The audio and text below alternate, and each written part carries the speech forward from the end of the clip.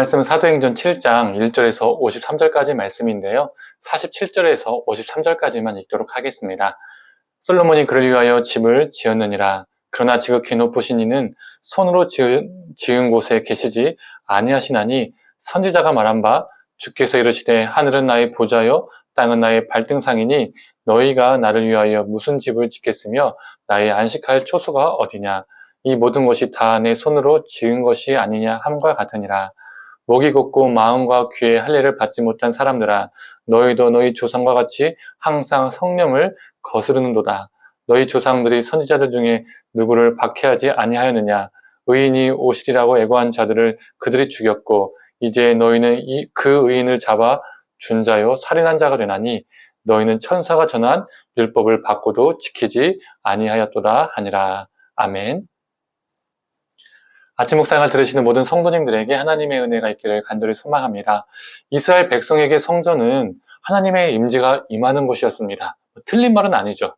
그런데 문제는 성전을 하나님과 동일한 위치에 올려놓았다는 겁니다. 성전이 곧 하나님이 된 거죠. 성전이 하나님이고 하나님이 성전이 된 겁니다. 성전 숭배 사상에 빠지게 되었습니다. 그래서 성전에 와야만이 하나님의 임재를 경험할 수 있다라고 그들은 믿었습니다. 또 성전이 하나님이고 하나님이 성전이 되었기 때문에 성전은 결코 무너지지 않는다라고 믿었죠. 오래전에 이미 성전이 바벨론에 의해서 한번 무너진 경험이 있잖아요. 그 역사적 사실을 망각하며 그들은 살았던 겁니다.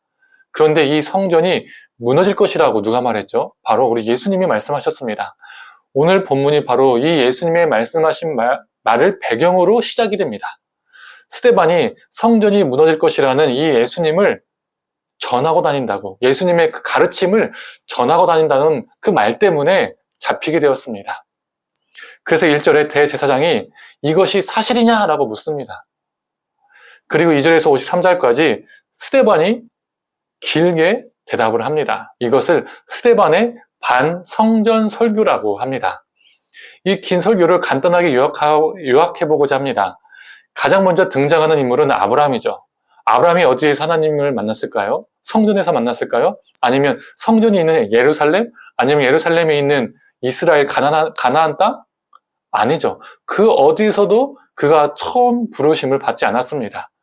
바로 저 멀리 메소포타미아 이 하란에서 하나님은 그를 만나주셨고 그를 거기에서 불러주셨죠. 즉 그는 성전이 아닌 저 먼 땅 메소포타미아와 하란에서 하나님의 임재를 경험했습니다. 두 번째로 등장하는 인물은 누구입니까? 요셉입니다. 구절을 보면 언제 그와 하나님이 함께 하셨다라고 말하고 있습니까? 구절 한번 읽어보겠습니다. 여러 조상이 요셉을 시기하여 애굽에 팔았더니 하나님이 그와 함께 계셔. 성전이 아닌 저 이방 땅에 있을 때, 종으로 팔렸던 그때에 애굽 땅에 있을 때에 하나님이 그와 함께 하셨음을 스데반은 언급하고 있습니다. 그리고 마지막으로 모세가 언급이 되고 있죠. 33절의 말씀입니다. 주께서 이르시되 네 발에 신을 벗으라. 네가 서 있는 곳은 거룩한 땅이니라. 하나님이 임재하셔서 모세를 만나주신 이 사건 속에서 모세에게 하셨던 말씀이죠. 그런데 여기가 어디입니까? 가나안 땅? 예루살렘 성전? 아니죠. 미디안 광야였습니다. 스데반은 이 이스라엘의 중요한 인물들인 믿음의 조상들이 아브라함과 요셉과 모세를 언급하면서 이들이 가나안 땅이 아닌 예루살렘도 아닌 성전도 아닌 성전이 없었던 시대에 이방 땅에서 하나님의 임재를 경험했고 하나님이 그들을 만나주셨다라고 설교를 하고 있는 겁니다. 이렇게 중요한 역사적 인물과 사건들을 언급함으로써 스데반은 성전 숭배 사상에 빠져버린 이스라엘에게 하나님은 성전에서만 만나는 분이 아님을 선포하고 있는 거죠. 48절의 말씀입니다. 그러나 지극히 높으신 이는 손으로 지은 곳에 계시지 아니하시나니. 그는 유대인들에게 하나님의 임재를 상징하는 성전의 무효성을 반성전 설교를 선포했습니다. 또한 예수님을 너희들이 죽였다라고 고발합니다. 예수님이 어떤 분이시죠? 성전 그 자체이십니다.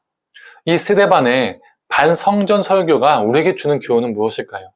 유대인들은 하나님이 무소부재하신 분이라는 것을 몰랐을까요? 하나님이 어디에든 계시는 분이라는 것을 그들은 몰랐을까요? 아니요. 그들은 다 알았습니다. 그런데 문제는 머리로만 알았다는 겁니다. 입술로만 하나님은 어디에든 계시는 분이다라고 고백했던 겁니다. 실제 삶 속에서는 하나님은 성전 안에서만 계시는 분이었습니다. 우리도 하나님이 무소부재하신 분이라는 것을, 어느 곳에 다 임재하시는 분이라는 것을 다 압니다. 머리로 알고요. 입술로도 고백합니다. 그런데 이스라엘처럼 우리도 하나님을 교회 안에 가두려 하는 경향이 매우 강합니다. 교회 안에라는 그 건물 안에만 하나님이 임재하시거나 교회라는 건물에 하나님이 더 강력하게 임재한다라고 믿는 것이죠. 그래서 교회 가야만이 하나님을 더욱더 경험하고 더 교회 가야만이 하나님이 기뻐하실 것이라고 믿습니다. 교회를 자주 가는 것으로 안정감과 만족감을 찾는 것이죠. 아닙니다. 우리 하나님은요, 교회에 갇혀있지 않습니다. 교회라는 건물은요, 예배의 장소입니다. 예배하고 일상 속에서 하나님을 만나야죠. 일상을 거룩하게 살아내야 합니다. 일상 속에서 하나님의 임재를 경험하면서 살아야 합니다. 우리가 성전입니다. 우리가 거룩하게 살아나는 그 일상의 현장이 성전이 됩니다. 성도님들, 이스라엘은 성전이라는 건물로 자신들의 거룩의 척도, 신앙의 척도를 찾았습니다. 우리가 이스라엘의 어리석음을 반복하지 않길 소망합니다. 교회라는 건물이 우리 거룩과 우리의 신앙의 척도가 아닙니다. 하나님은 교회 안에 갇혀있지 않기 때문입니다. 교회 안에 갇힌 신앙이 아니라 교회 밖에서 나의 가정과 일터와 학업의 장과 나를 둘러싼 모든 인간 관계 속에서 거룩하게 살아가는 하나님의 전이 되기를 소망합니다. 하나님의 임재 앞에서 두려움과 떨림으로 동시에 기쁨과 감사로 거룩하게 살아가는 저와 성도님들 되기를 간절히 소망합니다. 함께 기도하겠습니다. 하나님, 이스라엘 백성들에게 성전이 하나님이 되었고 성전 숭배 사상에 빠졌습니다. 성전 하나님을 가두어 놓았습니다. 머리로는 입술로는 하나님은 무소부재한다는 것을 알았지만 실제 그들의 삶과 신앙에서는 하나님은 그 성전의 건물 안에 갇혀있는 존재였습니다. 하나님, 우리도 그렇게 하나님을 믿고 있지 않은지요. 교회라는 건물에 하나님을 가두어 놓고 그 교회라는 척도로 더 교회에 많이 가야만이 하나님을 더 많이 경험하고 그러한 것으로 우리가 우리의 신앙을 찾고 거룩을 찾지 않는지 돌아보게 하여 주시옵소서. 하나님, 일상 속에서 거룩한 삶을 살아내게 하여 주시옵소서. 우리가 성전임을 기억하면서 거룩한 삶을 살아내어서 우리의 가정과 우리의 일터와 우리의 학업의 장과 우리의 모든 인간관계 속에서 하나님이 기뻐하시고 받으실 만한 거룩한 성전으로 살게 하여 주옵소서.